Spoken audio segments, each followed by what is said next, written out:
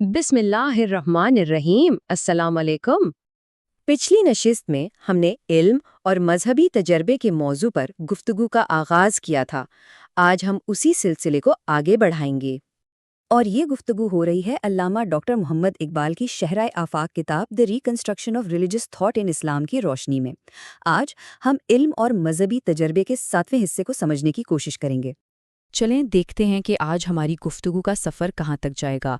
हम बुनियादी तौर पर सूफियाना तजुर्बे के 4 बड़ी खुसूसियात पर गौर करेंगे। सबसे पहले हम ये जानेंगे कि ये तजुर्बा इतना फौरी और बराह रास्त क्यों महसूस होता है। फिर इसकी एक बहुत ही दिलचस्प खासियत है जिसे नाकाबिले तज्जिया कुलियत कहते हैं। आखिर ये है क्या? उसके बाद एक बड़ा सवाल आएगा, क्या ये सब कुछ सिर्फ हमारे अंदर की कैफियत है या वाकई किसी दूसरी ज़ात से एक हकीकी सामना है? और आखिर में हम इस बात की तह तक पहुंचेंगे कि कैसे एक इतना गहरा ज़ाती एहसास एक ठोस फिक्री अकीदे की शक्ल इख्तियार कर लेता है। तो आइए शुरू करते हैं। आखिर वो क्या चीज़ है जो सूफियाना तजर्बे को हमारी रोज़मर्रा की ज़िंदगी के तजुर्बात से इतना मुख्तलिफ बनाती है? अल्लामा इकबाल इसी सवाल का जवाब देने के लिए इसकी 4 बुनियादी खुसूसियात बयान करते हैं ताकि हम मजहबी शौर की गहराई को समझ सकें।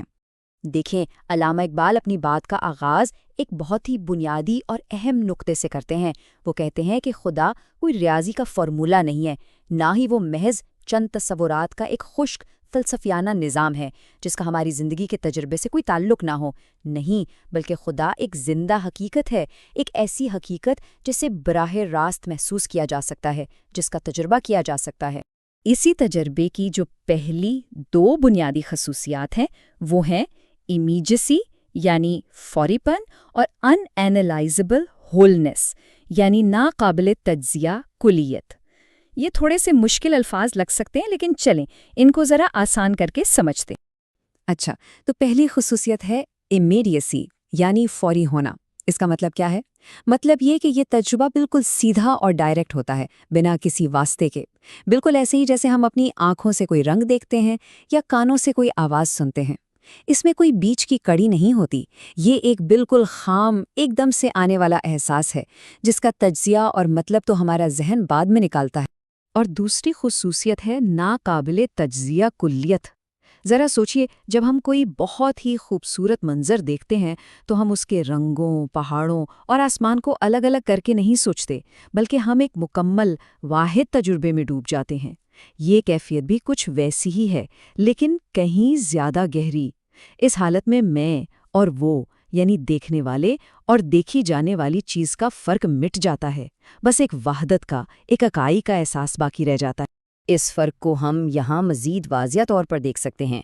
हमारा जो आम शऊर है वो दुनिया को छोटे छोटे टुकड़ों में समझता है। ये मेज़ है, वो कुर्सी है। लेकिन बातनी शऊर में हकीकत से राबता टुकड़ों में नहीं बल्कि मुकम्मल तौर पर होता है। इसमें हकीकत का तज्जिया नहीं होता बल्कि उसका मुकम्मल एहसास होता है, जहाँ मैं और वो की तफरीक ख़त्म हो जाती है। अब यहाँ एक बहुत ही अहम बल्कि बुनियादी सवाल पैदा होता है, क्या ये सारा तजुर्बा सिर्फ हमारे अपने जहन की एक कैफियत है, एक वहम है, या फिर हम वाकई किसी दूसरी ज़ात से मिलते हैं? इस पर अल्लामा इकबाल का जवाब बहुत ही दो टोक और वाज़ेह है। अल्लामा इकबाल के नज़दीक ये तजुर्बा कोई अंदरूनी कैफियत नहीं बल्कि एक मुनफरिद दूसरी ज़ात के साथ एक बहुत ही गहरे करीबी ताल्लुक़ का लम्हा है। और ये ज़ात हमारी अपनी शख्सियत से कहीं बुलंद, कहीं वसी है, जिसने हमारी ज़ात को घेरा हुआ है। तो ये अपने अंदर खो जाना नहीं है, बल्कि अपने से बाहर एक हकीकी वजूद से सामना करना है। लेकिन यहाँ अक़ल फ़ौरन सवाल उठाती है कि भाई ये कैसे मुमकिन है? हम किसी ऐसी आज़ाद दूसरी ज़ात का बराह रास्त तजर्बा आखिर कर कैसे सकते हैं, जबकि हमारे पास तो उसके लिए कोई ज़ाहिरी हवास ही नहीं है? इस मुश्किल सवाल का जवाब देने के लिए अल्लामा इकबाल एक शानदार मिसाल इस्तेमाल करते हैं। वो कहते हैं, ज़रा एक लम्हे के लिए सोचिए, हम ये कैसे जानते हैं कि दूसरे इंसान भी हमारी ही तरह सोचते और महसूस करते हैं? हम उनके जिस्म को तो देख सकते हैं, लेकिन उनके जहन के अंदर तो नहीं झांक सकते। हम उनके बाशूर वजूद को सिर्फ और सिर्फ इसलिए मानते हैं कि जब हम उनसे कुछ कहते हैं तो वो जवाब देते हैं। यही रिस्पॉन्स या रद्द-ए-अमल इस बात का सबसे बड़ा सबूत है कि सामने एक और बाशूर ज़ात मौजूद है। और आप देखें कि यही जवाब देने का तस्वुर कुरान पाक में खुदा की एक बुनियादी सिफ़त के तौर पर बार बार बयान हुआ है। जैसा कि इरशाद बारी ताला है, और तुम्हारे रब ने कहा मुझे पुकारो, मैं तुम्हारी पुकार का जवाब दूंगा। اسی طرح ایک اور بہت ہی خوبصورت مقام پر فرمایا، اور جب میرے بندے آپ سے میرے بارے میں پوچھیں تو میں قریب ہی ہوں، میں پکارنے والے کی پکار کا جواب دیتا ہوں جب وہ مجھے پکارتا ہے۔ یہ آیات ایک ایسی الہی حقیقت کی طرف اشارہ کر رہی ہیں جو جامد نہیں بلکہ فعال ہے اور جواب دینے والی ہے۔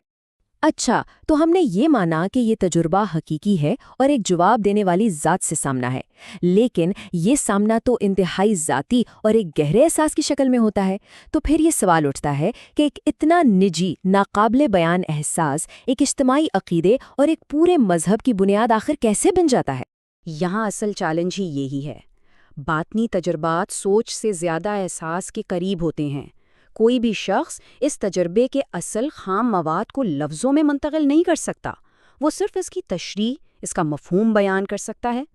اور دلچسپ بات یہ ہے کہ قرآن خود وحی کے اس تجرباتی پہلو کی طرف اشارہ کرتا ہے، جیسا کہ اس آیت میں بیان ہے، اور کسی بشر کی مجال نہیں کہ اللہ اس سے کلام کرے مگر وحی کے ذریعے یا پردے کے پیچھے سے۔ یہ الفاظ وحی کے مواد کے ساتھ ساتھ اس کی نفسیات کو بھی بیان کر رہے ہیں۔ تو پھر ہم اسی کلیدی سوال پر واپس آتے، اگر یہ تجربہ ایک خالص احساس ہے تو یہ ایک علمی دعوے یا ایک واضح مذہبی عقیدے میں کیسے تبدیل ہو جاتا ہے؟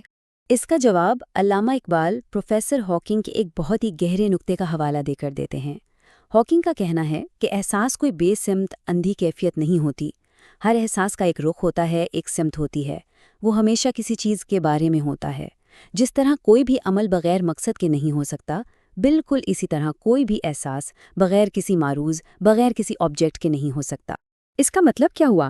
اس کا مطلب یہ ہوا کہ احساس اور تصور یعنی فیلنگ اور آئیڈیا اصل میں ایک دوسرے سے جڑے ہوئے ہیں۔ احساس صرف ہمارے اندر کی دنیا کا نام نہیں، بلکہ اس کا رخ ہمیشہ باہر کی کسی حقیقت کی طرف ہوتا ہے، اور یہی احساس اپنی فطرت میں خود کو لفظوں اور تصورات کے قالب میں ڈھالنا چاہتا ہے۔ گویا تصور اور لفظ دونوں احساس کے اندر سے ہی ایک ساتھ جنم لیتے ہیں۔ تو اس ساری گفتگو کا خلاصہ یہ ہے کہ مذہب کا سفر ایک بہت ہی گہرے ذاتی احساس سے شروع ہوتا ہے، لیکن وہ کبھی وہیں رک نہیں جاتا، وہ ہمیشہ مابعد الطبیعات یعنی میٹا فزکس کی طرف بڑھتا ہے۔